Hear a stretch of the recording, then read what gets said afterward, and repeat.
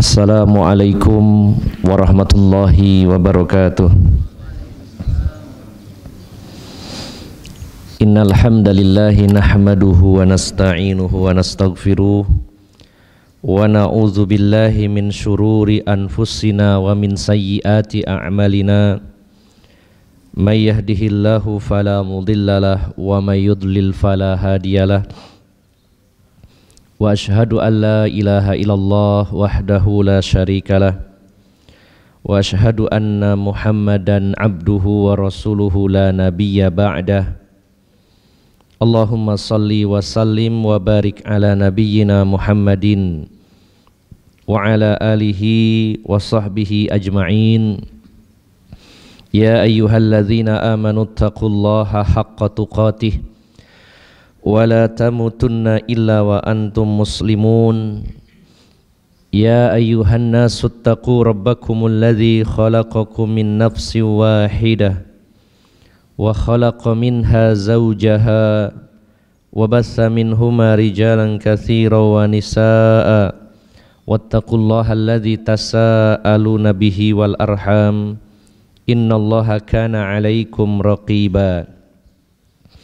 Ya ayyuhalladzina amanu taqullaha wa qulu qawlan sadida yuslih lakum a'malakum wa yaghfir lakum dhunubakum wa may yuti'illaha wa rasulahu faqad faza fawzan 'azima. Amma ba'd, fa inna asdaqal hadithi kitabullah wa khairal hadyi hadyu Muhammadin sallallahu alaihi wasallam wa syarrul umuri muhdatsatuha fa inna kulla muhdatsatin bid'ah wa kulla bid'atin dhalalah wa kulla dhalalatin finnar. Bapak-bapak dan ibu-ibu, saudara-saudari jamaah Masjid Imam Syafi'i yang dirahmati Allah Subhanahu wa taala, rasa syukur yang sebesar-besarnya kita panjatkan kehadirat Allah Subhanahu wa taala. Terutama rasa syukur yang terbesar adalah atas nikmat Allah kepada kita semuanya berupa hidayah. Nikmat Allah ketika Allah Subhanahu wa taala mengarahkan kita ke jalan yang benar, menuntun dan membimbing kita ke jalan yang pernah dilalui oleh Rasulullah Muhammad sallallahu alaihi wasallam dan juga para sahabat beliau. Karena sesungguhnya ketika kita ibaratkan Rasulullah itu seperti lokomotif dalam sebuah kereta api yang berjalan di atas rel kebenaran menuju surganya Allah Subhanahu wa taala. Kemudian di gerbong pertama ada para sahabat Nabi, baik sahabat Muhajirin maupun Ansor. Kemudian gerbong kedua para tabi'in dan gerbong ketiga para tabi'ut tabi'in. Maka mari kita menjadi salah satu dari gerbong kereta api tersebut yang selalu mengikuti para pendahulu kita dan tidak keluar dari rel yang sudah dilalui oleh Rasulullah dan para sahabat, para tabi'in dan para tabi'ut tabi'in. Dan Bapak Ibu jamaah sekalian, pada faktanya untuk tetap berada di atas rel kebenaran ini tidak mudah. Terlebih di akhir zaman di mana fitnahnya sangat besar sekali, maka betul-betul kita harus waspada dan betul-betul kita harus memfokuskan diri untuk selalu bertahan dan setia di atas kebenaran. Bapak Ibu jamaah sekalian yang dimuliakan Allah Subhanahu wa taala, pada pagi hari ini dalam rangka menunaikan salah satu perintah Allah, yaitu saling nasihat menasehati di dalam kebenaran dan di dalam kesabaran, dan juga bersama-sama dalam rangka saling mengingatkan. Maka pagi hari ini kita duduk bersama di tempat ini berharap mendapatkan ridho Allah, mendapatkan pahala dari sisinya, mendapatkan rahmat dari Allah Subhanahu wa taala, dan mudah-mudahan dengan sebab ini kita diberikan keistiqomahan di atas hidayah oleh Allah Subhanahu wa taala. Bapak Ibu saudara-saudari yang dimuliakan Allah Subhanahu wa taala, sebagian salaf mengatakan bi'sal qaumi qaumun la ya'rifunallaha illa fi Ramadan. Seburuk-buruk kaum adalah kaum yang tidak mengenal Allah Subhanahu wa taala kecuali di bulan Ramadan. Dikatakan seburuk-buruk kaum yaitu kaum yang hanya dekat, hanya beribadah, hanya mengenal Allah hanya di bulan Ramadan saja. Sementara begitu Ramadan selesai, maka selesai pula ibadahnya, selesai pula kedekatannya dengan Allah Subhanahu wa taala. Dan memang fakta membuktikan mayoritas keadaan kaum muslimin pada hari ini seperti itu. Di mana Ramadan banyak orang yang tiba-tiba giat beribadah kepada Allah Subhanahu wa taala, tapi begitu Ramadan selesai maka mereka meninggalkan ibadah tersebut. Bapak Ibu jamaah sekalian yang dimuliakan Allah Subhanahu wa taala, kita ingat-ingat terus firman Allah Subhanahu wa taala dalam surat Al-Hijr surat 15 di ayat yang terakhir, ayat 99. Allah menyatakan wa'bud rabbaka hatta ya'tiyakal yaqin. Sembahlah Tuhanmu, beribadahlah kepada Allah sampai datang al-yaqin, yaitu al-maut. Maka Bapak Ibu jamaah sekalian, pengabdian kita kepada Allah, penghambaan diri kita kepada Allah, ibadah kita kepada Allah akan berakhir bila kematian mendatangi kita. Sebelum kematian datang, maka tidak berhenti ibadah kita karena berhentinya bulan Ramadan. Nah, disinilah Bapak Ibu jamaah sekalian tugas berat bagi kita semuanya, yaitu untuk selalu setia di atas kebenaran, setia di atas hidayah Allah Subhanahu wa taala, atau dengan kata lain istiqomah di atas hidayah Allah Subhanahu wa taala. Maka pada pagi hari ini sebuah nasihat bagi saya khususnya dan bagi Bapak Ibu jamaah sekalian umumnya, kita akan membahas secara singkat bab yang berkaitan dengan istiqomah.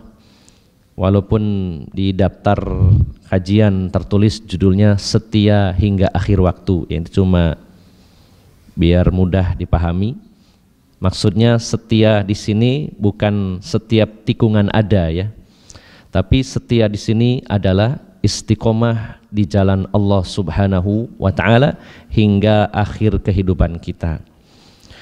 Bapak Ibu jamaah sekalian yang dimuliakan Allah Subhanahu wa taala, ada seorang sahabat yang bernama Abu Amr, ada yang mengatakan Abu Amroh Sufyan bin Abdillah As-Saqafi, sahabat mulia yang di zaman Khalifah Umar menjadi gubernur Taif. Ketika Rasulullah Sallallahu Alaihi Wasallam masih bersama dengan para sahabat, maka sahabat Abu Amr atau Abu Amrah ini pernah meminta kepada Rasulullah Sallallahu Alaihi Wasallam, yaitu beliau mengatakan, ya Rasulullah, qul li fil islami qawlan la as'alu anhu ahadan ghairaka. Wahai Rasulullah, katakan kepadaku di dalam Islam satu ucapan yang tidak akan aku pernah tanyakan kepada orang lain selain engkau wahai Rasulullah. Jadi ini sebuah ungkapan meminta satu nasihat penting yang tidak dibutuhkan lagi nasihat lain, dalam artian masalah ini adalah masalah yang pokok dalam Islam. Jadi sahabat ini meminta kepada Rasulullah agar mendapatkan satu nasihat yang sangat penting yang mencukupi dan mencakup semuanya, sehingga tidak butuh lagi meminta nasihat dan fatwa kepada selain Rasulullah Sallallahu Alaihi Wasallam. Maka termasuk dari Jawami'ul Kalim, salah satu mukjizat Rasulullah Sallallahu Alaihi Wasallam, yaitu ucapan yang singkat namun padat. Kalimat pendek tapi maknanya sangat dalam. Ini kelebihan dari Rasulullah sallallahu alaihi wasallam yang kita sebagai umatnya berusaha meniru sesuai kemampuan kita. Bagaimana caranya ketika kita berbicara tidak terlalu banyak tapi poin-poin penting. Salah satu kelebihan Rasulullah adalah bicara beliau sedikit, perkataan-perkataan beliau singkat tapi dalam maknanya. Kadang-kadang kita banyak sekali berbicara, panjang lebar, ngalor ngidur tapi isinya sedikit. Kebalikannya. Kadang-kadang malah susah dipahami, ini arah pembicaranya kemana. Bicara 1 jam tapi orang yang mendengarnya bingung, ini bicara tentang apa, mengarah kemana. Nah, kita mari sama-sama belajar. Setiap orang memang kosakata yang dikeluarkan dari lisannya beda-beda. Ada tipe orang yang memang sedikit bicara, ada orang yang memang sedang-sedang saja, dan ada tipe orang yang banyak bicara. Saking banyaknya orang lain gak kebagian. Orang lain baru tarik napas, mau ngomong dipotong lagi. Nah, hal-hal seperti ini hendaknya jadi perhatian kita. Dan kita jangan pernah beralasan ini kan sudah karakter saya seperti ini.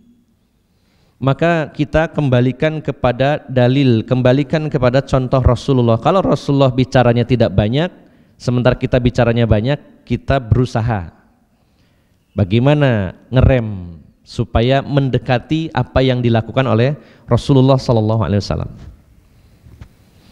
Karena kualitas kita ini diukur dengan seberapa mirip kita dengan Rasulullah SAW. Semakin kita mirip dengan Rasulullah SAW dalam cara beragama, dalam berakhlak, dalam apapun, semakin mirip kita dengan Rasulullah, semakin tinggi kualitas kita. Semakin jauh kemiripan kita dengan Rasulullah, maka semakin rendah kualitas kita.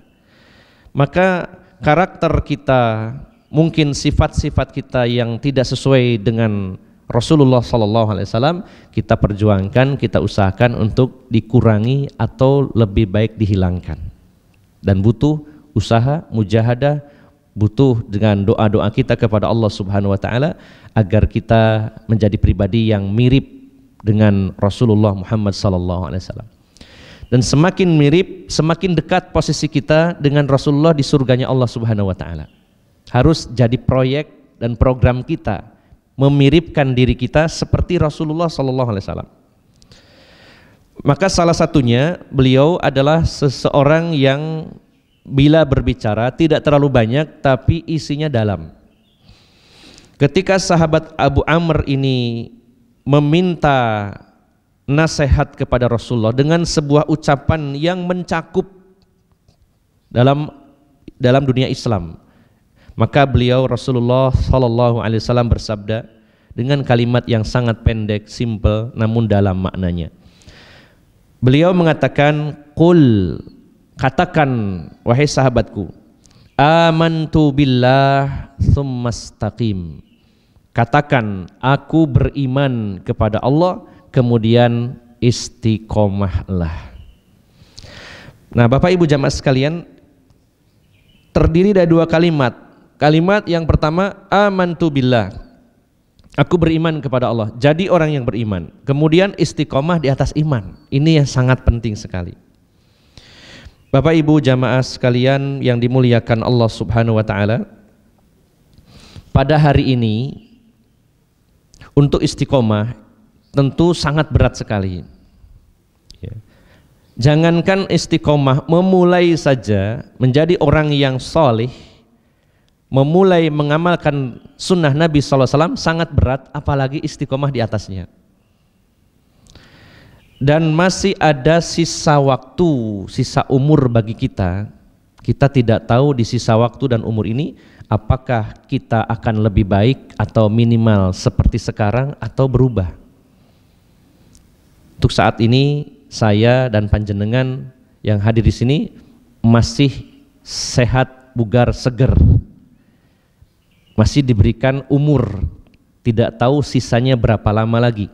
Nah, di sisa waktu ini, di sisa umur yang Allah berikan ini, kita tidak punya jaminan akan selalu berada di atas kebenaran. Tidak ada jaminan sama sekali. Orang-orang yang meninggal di atas hidayah, di atas kebenaran, ini sudah aman.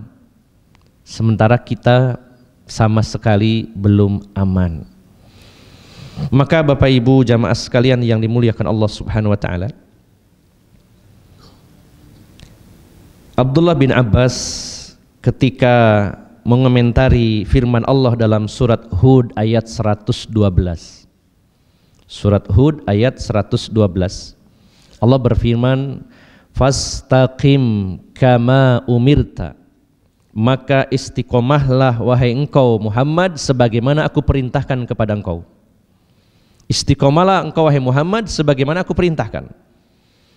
Qala Ibnu Abbas, berkata Ibnu Abbas, "Ma nazala ala Rasulillah sallallahu alaihi wasallam fi jami'il Qur'ani ayatun kanat asyaqqu alaihi min hadhil ayah." Kata beliau, tidaklah turun kepada Rasulullah sallallahu alaihi wasallam dari seluruh Al-Qur'an ayat yang paling memberatkan beliau selain ayat ini. 6.000-an ayat Al-Quran yang paling memberatkan Rasulullah Sallallahu Alaihi Wasallam adalah ayat dalam surat Hud ayat 100. Pastaqim kama umirta. Istiqomahlah engkau wahai Muhammad sebagaimana Allah perintahkan. Subhanallah.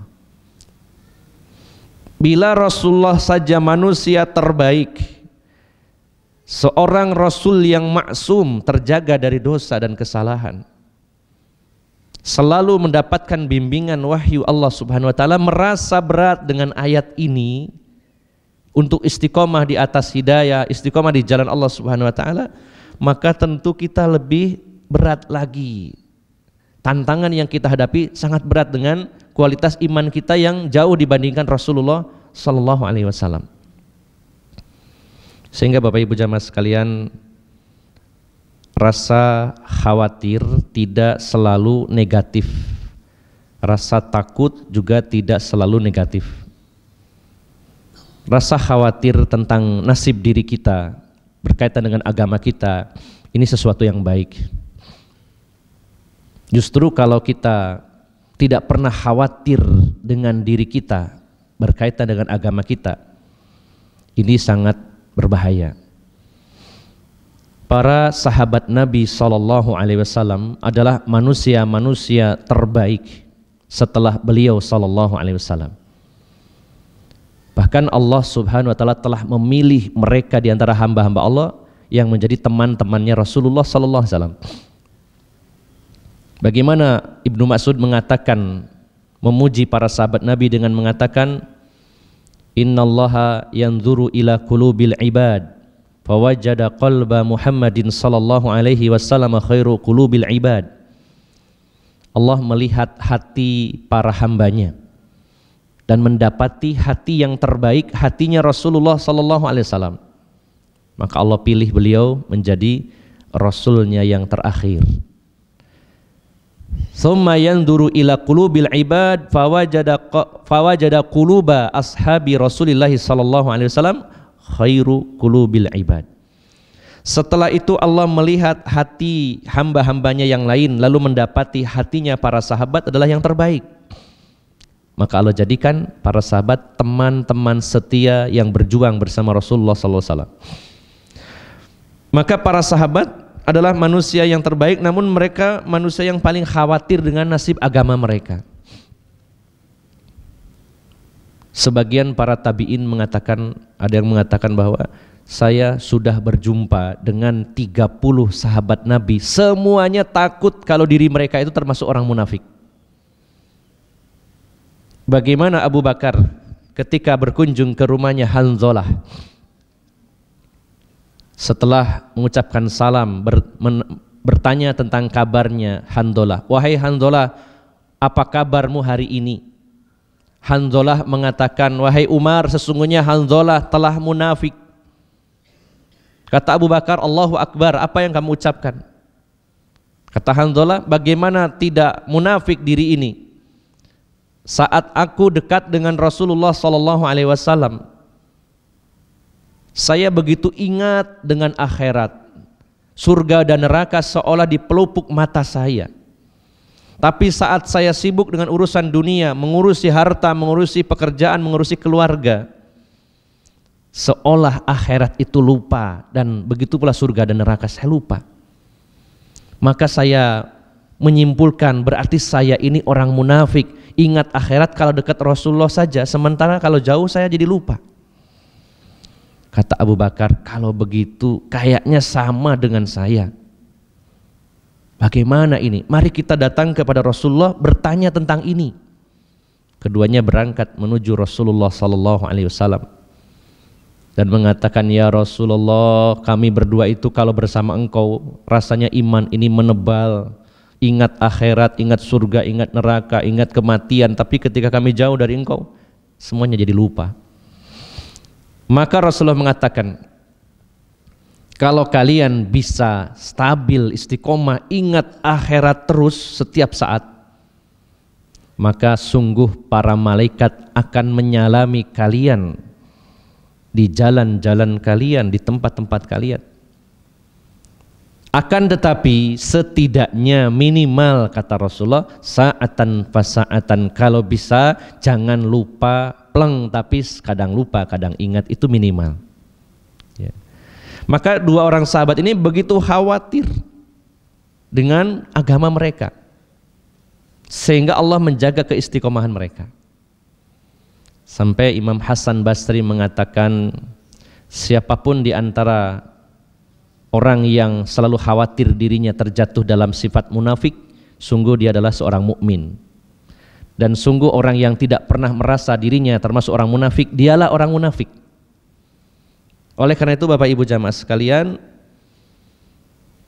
hendaknya kita selalu merasa khawatir dengan nasib agama kita bila masih ada sisa waktu dan umur yang Allah berikan, karena kita tidak ada jaminan akan selalu berada di atas hidayah sampai kematian mendatangi kita semuanya.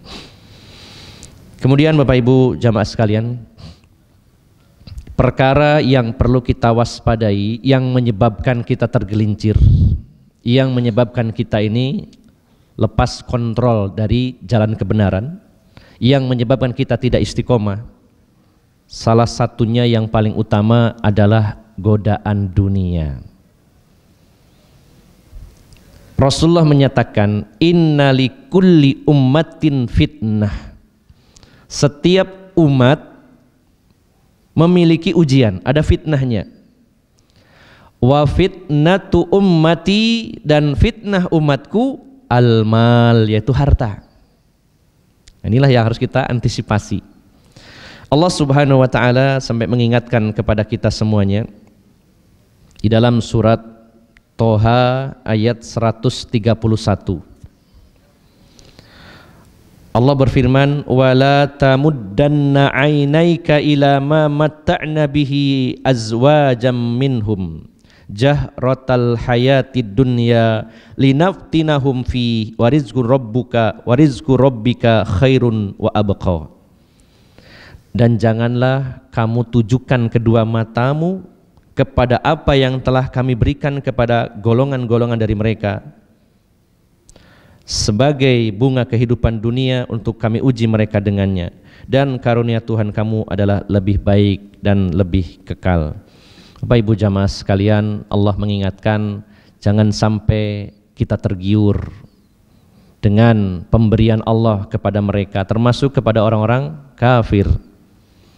Ini sangat berbahaya. Banyak orang yang tidak bisa bertahan dalam kebenaran, dalam ketakwaan, dalam keimanan, karena melihat orang-orang yang ingkar kepada Allah diberi harta begitu banyak. Sampai-sampai orang merasa pesimis dengan kesulitan hidupnya, sehingga berpikir, percuma aku tadi wong iman, wong melarat terus. Nah, orang-orang itu saja nggak taat kepada Allah, banyak maksiat, mereka diberikan kemudahan rezekinya. Nggak seperti saya rajin ke masjid, rajin ngaji, tapi seret rezekinya. Ini godaan Bapak Ibu jamaah sekalian, yang membuat seseorang tidak istiqomah di jalan Allah Subhanahu wa taala. Dan memang faktanya harta ini banyak menjadi sandungan perjalanan kita dalam istiqomah ini. Ada sebagian orang yang sudah faham, karena kepepet urusan dunia akhirnya dilepas pemahamannya itu. Ngaji sudah lama, 10 tahun, 20 tahun, tergoda harta, bablas. Ya. Gara-gara godaan harta jadi buronan. Wis, kalau sudah jadi buronan gitu gak mungkin ngaji lagi, sulit. Wong dia dicari orang, membawa uangnya orang lain. Ini godaan. Ya. Minimal punya hutang, lama nggak bayar, akhirnya ketemu yang menghutangi di masjid, mending nggak ngaji, nggak usah nang masjid, nggak enak ketemu wonge. Lama-lama mundur teratur, alias muntaber, mundur tanpa berita, begitu. Nah ini juga godaan dari harta, ya, yang menyebabkan seseorang itu lepas dari jalan kebenaran. Kalau sudah lama meninggalkan saudaranya, meninggalkan majelis taklim, meninggalkan masjid, ya dilibas pada hari ini, sangat mudah bagi syaitan untuk menggodanya. Jadi memang usahakan kita sering bergerombol, dalam arti sering berkumpul dengan teman-teman kita. Nah Rasulullah menyatakan, inna syaitona di'bul insani kadi'bil ghanami. Sesungguhnya syaitan adalah serigalanya manusia, sebagaimana serigala untuk domba. Serigala itu akan memangsa domba-domba yang terpisah dari kawanannya. Oleh karena itu makanya Rasulullah sampai mengatakan ar-raqibu asyaiton. Seseorang yang bepergian dalam perjalanan, kalau sendirian maka dia syaiton. Karena dia sulit terjaga untuk taat ketika dia bepergian sendirian. Godaannya besar. Berangkat ke Jakarta naik kereta api, duduknya berhadapan-hadapan dengan cewek yang lumayan, ya, minimal ngobrol sepanjang jalan dengan inten, yang biasanya kalau ada temennya gak berani ngobrol. Coba kalau berangkatnya satu gerbong full, satu masjid barengan, gak mungkin atek gudo-gudo ngobrol-ngobrol sama cewek. Tapi karena sendirian gampang sekali tergoda. Maka sering-seringlah bergerombol, kata Rasulullah, bersatu, bercampur dengan saudara-saudara yang solih, agar terjaga keistiqomahan kita. Maka salah satu sebab seseorang lepas dari jalur kebenaran karena godaan harta ini luar biasa. Bisa dengan beraneka ragam modelnya. Bisa karena urusan tadi utang piutang, kemudian akhirnya tidak mau bertemu dengan orang yang menghutanginya, tidak tanggung jawab, sehingga akhirnya lepas. Bisa juga karena sibuk, artinya menemukan sebuah usaha bisnis yang menyibukkan dirinya dari ilmu, dari agama ini, sehingga juga lepas. Ya. Maka Bapak Ibu jamaah sekalian, inilah yang paling dikhawatirkan Rasulullah SAW. Kalau pada hari ini ada di antara kita yang ditakdirkan hidup dalam kefakiran, kemiskinan, ini sebenarnya tidak dikhawatirkan oleh Rasulullah SAW. Kalau Rasulullah tidak khawatir, harusnya kita sebagai umatnya juga nggak perlu khawatir. Walaupun terus berjuang, tapi jangan terlalu khawatir. Justru yang khawatir itu kalau Allah bukakan rizki yang luas. Ini yang dikhawatirkan Rasulullah SAW. Rasulullah bersabda dalam sebuah hadis, ketika itu kata Abu Sa'id Al-Khudri dalam hadis Sahih Bukhari dan Muslim, kata Abu Sa'id Al-Khudri radhiyallahu anhu, waktu itu Rasulullah duduk di atas mimbar dan kami para sahabat berada di sekeliling Rasulullah sallallahu alaihi wasallam. Lalu beliau bersabda, inna mimma akhafu alaikum min ba'di ma yaftahu alaikum min zahratid dunya wa zinatuha wa zinatiha. Sesungguhnya di antara yang aku khawatirkan pada diri kalian setelah peninggalanku adalah dibukakannya bunga dunia dan pernak-pernik perhiasannya untuk kalian. Coba kita sejenak merenung Rasulullah khawatir kalau umatnya diberi kekayaan, bukan khawatir kalau miskin.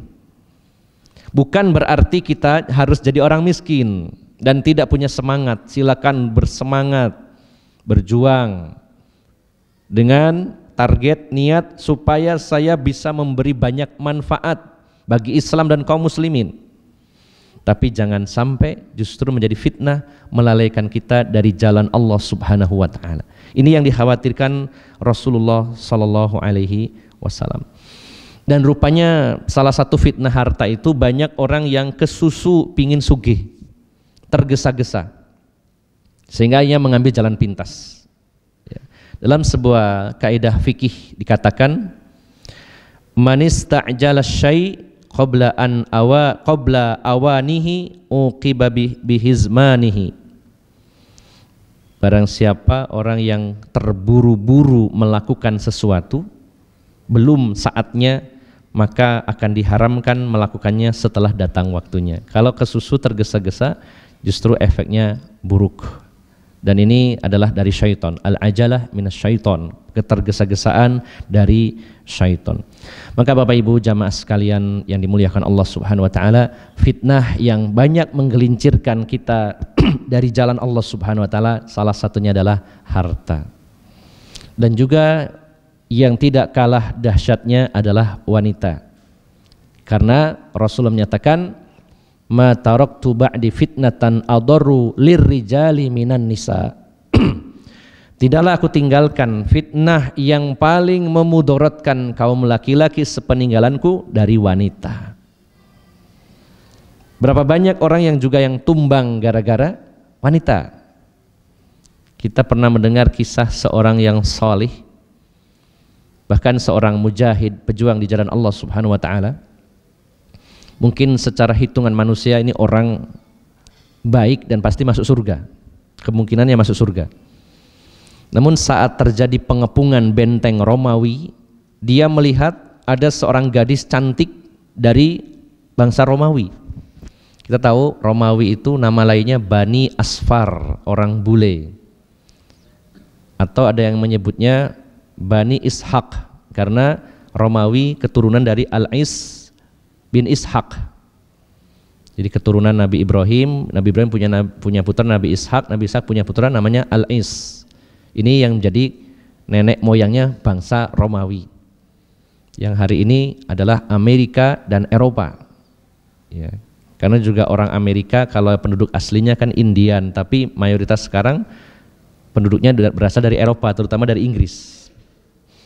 Maka Bani Asfar Eropa atau Amerika pada hari ini disebut Bani Asfar, yaitu anak-anak orang yang atau keturunan yang berkulit kuning alias bule begitu. Saat itu mengepung benteng Romawi, dan ini seorang mujahid namun akhirnya tergoda dengan seorang wanita Nasrani. Dia datangi gadis itu begitu cantik dan mengesankan, mengagumkan bagi dia, dan memberanikan diri mengatakan, saya ingin menikahi kamu.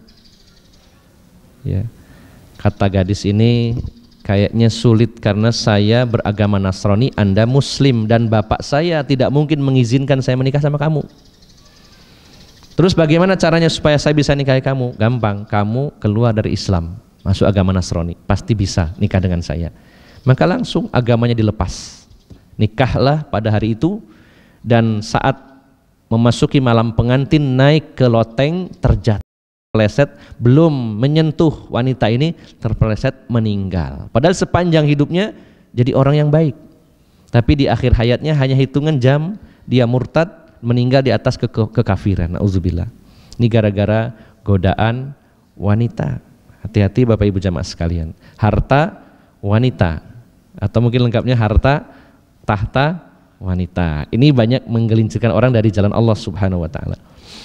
Maka nasihat saya kepada diri saya terutama, dan kepada Bapak Ibu jamaah sekalian, ada 2 poin saja yang perlu kita lakukan agar kita bisa setia di atas kebenaran hingga akhir waktu. Yang pertama, kita membiasakan diri dalam kebaikan. Namanya membiasakan, biasanya kalau nggak melakukan malah nggak enak. Nah, ini yang penting. melakukan kebaikan lalu berjuang keras supaya rutin, supaya istiqomah, membiasakan. Karena kalau sudah biasa, melepaskannya sulit. Ya, melepaskannya sulit. Ini yang harus kita tanamkan. Kita ingat perkataan Ali bin Abi Thalib bahwa ilmu itu akan bersambung jika diamalkan. Bila tidak, maka ilmu itu akan lepas. Seperti kita pernah belajar, mungkin ada yang belajar, misalkan belajar tentang otomotif, permesinan kendaraan bermotor. Walaupun sudah mahir, ilmunya tinggi dalam bidang itu, tapi kalau nggak diamalkan, bukan bekerjanya di bidang itu, lama-lama hilang. Lama-lama akan hilang. Ya. Termasuk apapun yang kita kuasai, kalau tidak digunakan, tidak diamalkan, lama-lama akan hilang. Walaupun bisa, tapi tidak semahir dulu. Penjenengan yang punya keahlian apa saja, kalau itu ditinggalkan dalam kurun waktu yang lama, artinya tidak diamalkan, lama-lama akan luntur dan hilang. Walaupun memang bisa di refresh kembali, tapi biasanya kalau tidak maka akan putus.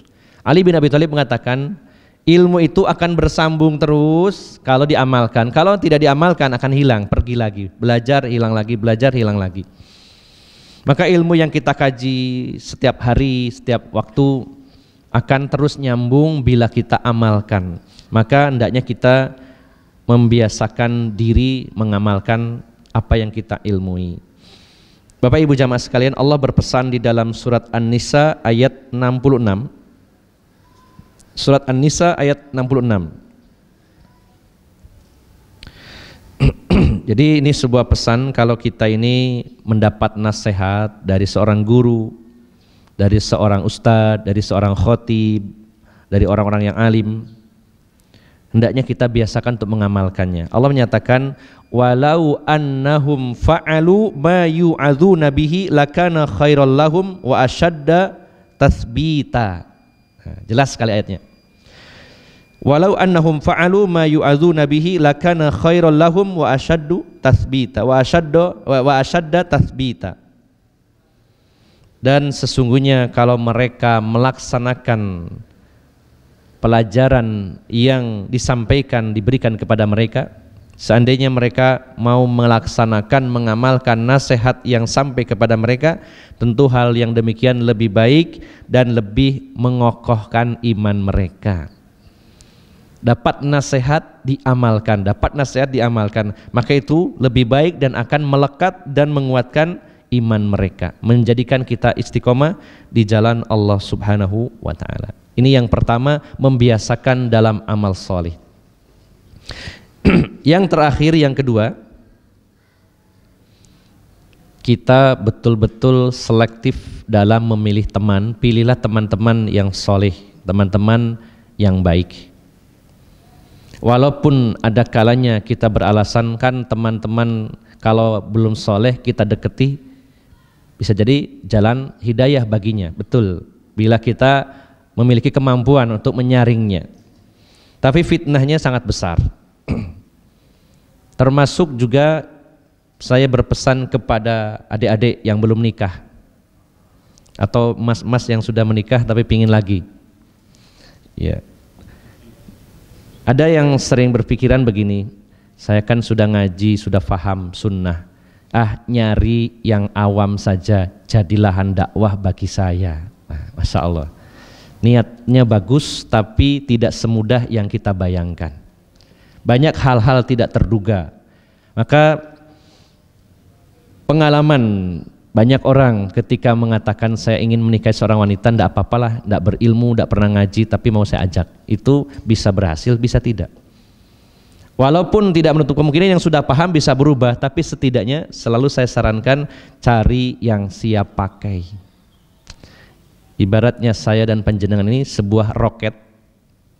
Kalau istrinya yang siap, yang baik agamanya, maka dapat tambahan energi. Roketnya semakin melesat, meroket. Tapi kalau yang belum paham, ya walaupun berjalan digandoli, Pak. Berat, ya berat. Nah begitu pula teman, bila kita analisa kayaknya kalau harus dekat dengan orang-orang yang tidak baik, kemungkinan malah saya yang terbawa, terbebani jadi berat. Maka pilihlah teman-teman yang baik, ya.